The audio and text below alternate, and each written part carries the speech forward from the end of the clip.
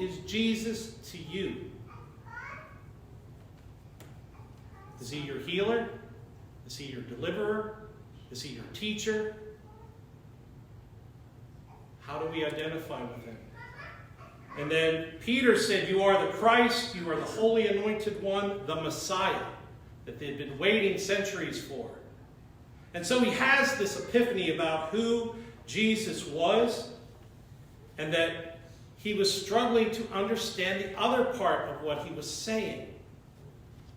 So we are called to embrace our cross and our sufferings, and we learn that God's ways are not our ways, but that God gives us the glorious gifts that he has promised us.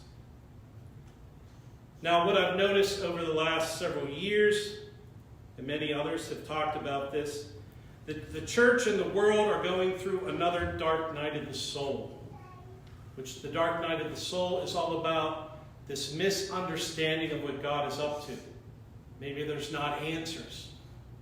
For the church, it's why are we suffering in some ways, in some parts of the world greater than others?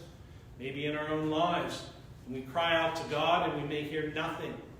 Only see darkness, hear silence. That is considered the dark night of the soul in the journey of a Christian.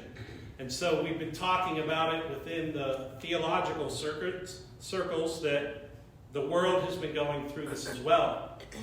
We survived COVID, but did we fully survive it? What has changed because of it? And change is very hard. Change is hard, especially in the church, right? We struggle to change. Change comes slowly.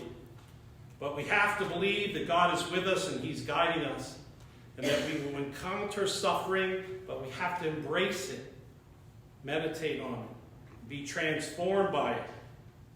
Because the rewards of God are for all of us. The reward of heaven, that we will experience a greater intimacy with God through our sufferings, and that we may come to know God and ourselves better than we knew, and we may even change. It is possible to change with God's help. That Christ helps us to change, which is never hard.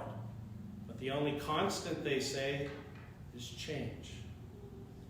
So remember that Christ calls us to embrace the cross of our sufferings, that we have to accept that God's ways are not our ways, and that God will give us his gifts that he has promised us. Amen.